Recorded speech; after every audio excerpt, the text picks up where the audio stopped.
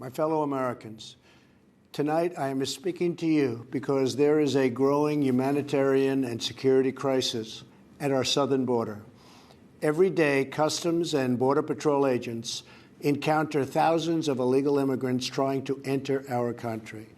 We are out of space to hold them, and we have no way to promptly return them back home to their country. America proudly welcomes millions of lawful immigrants who enrich our society and contribute to our nation. But all Americans are hurt by uncontrolled illegal migration. It strains public resources and drives down jobs and wages. Among those hardest hit are African Americans and Hispanic Americans. Our southern border is a pipeline for vast quantities of illegal drugs, including meth, heroin, cocaine, and fentanyl. Every week, 300 of our citizens are killed by heroin alone, 90% of which floods across from our southern border. More Americans will die from drugs this year than were killed in the entire Vietnam War. In the last 2 years, ICE officers made 266,000 arrests of aliens with criminal records, including those charged or convicted of 100,000 assaults, 30,000 sex crimes, and 4,000 violent killings. Over the years, thousands of Americans have been brutally killed by those who illegally entered our country, and thousands more lives will be lost if we don't act right now. This is a humanitarian crisis, a crisis of the heart and a crisis of the soul. Last month, 20,000 migrant children were illegally brought into the United States, a dramatic increase. These children are used as human pawns by vicious coyotes and ruthless gangs. 1 in 3 women are sexually assaulted on the dangerous trek up through Mexico. Women and children are the biggest victims, by far, of our broken system. This is the tragic reality of illegal immigration on our southern border. This is the cycle of human suffering that I am determined to end.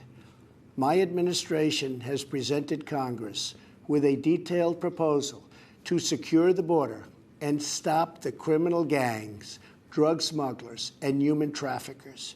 It's a tremendous problem. Our proposal was developed by law enforcement professionals and border agents at the Department of Homeland Security. These are the resources they have requested to properly perform their mission and keep America safe, in fact, safer than ever before. The proposal from Homeland Security includes cutting-edge technology for detecting drugs, weapons, illegal contraband, and many other things. We have requested more agents, immigration judges, and bed space to process the sharp rise in unlawful migration fueled by our very strong economy. Our plan also contains an urgent request for humanitarian assistance and medical support. Furthermore, we have asked Congress to close border security loopholes so that illegal immigrant children can be safely and humanely returned back home. Finally, as part of an overall approach to border security, law enforcement professionals have requested $5.7 billion for a physical barrier. At the request of Democrats, it will be a steel barrier rather than a concrete wall. This barrier is absolutely critical to border security. It's also what our professionals at the border want and need. This is just common sense. The border wall would very quickly pay for itself. The cost of illegal drugs exceeds $500 billion a year, vastly more than the $5.7 billion we have requested from Congress. The wall will also be paid for indirectly by the great new trade deal we have made with Mexico. Senator Chuck Schumer, who you will be hearing from later tonight, has repeatedly supported a physical barrier in the past, along with many other Democrats. They changed their mind only after I was elected president. Democrats in Congress have refused to acknowledge the crisis, and they have refused to provide our brave border agents with the tools they desperately need to protect our families and our nation.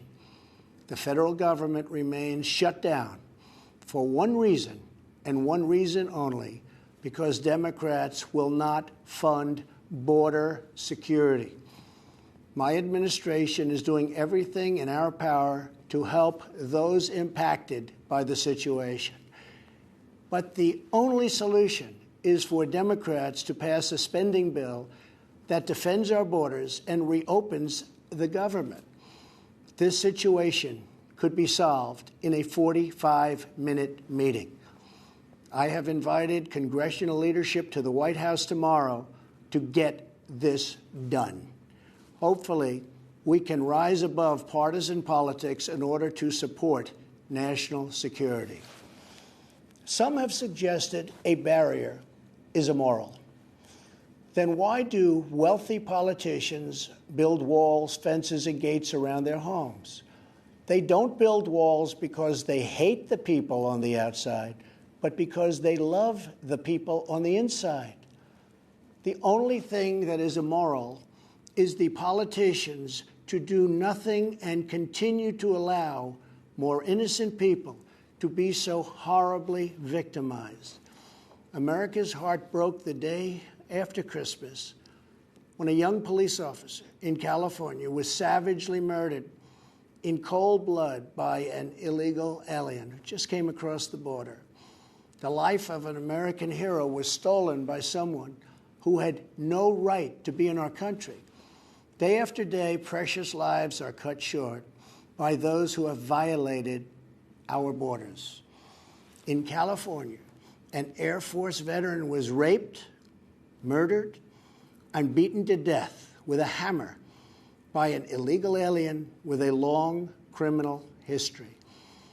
In Georgia, an illegal alien was recently charged with murder for killing, beheading, and dismembering his neighbor.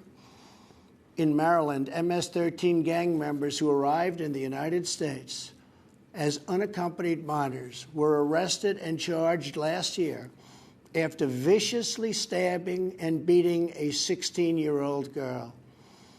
Over the last several years, I've met with dozens of families whose loved ones were stolen by illegal immigration.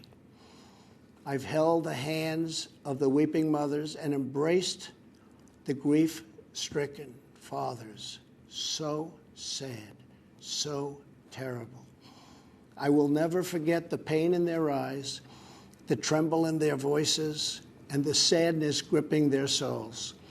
How much more American blood must we shed before Congress does its job?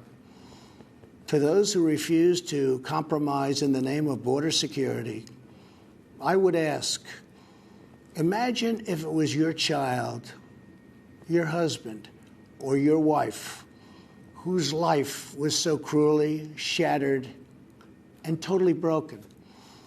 To every member of Congress, pass a bill that ends this crisis. To every citizen, call Congress and tell them to finally, after all of these decades, secure our border.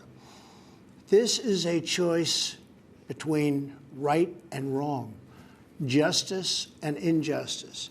This is about whether we fulfill our sacred duty to the American citizens we serve. When I took the oath of office, I swore to protect our country, and that is what I will always do. So help me God. Thank you and good night.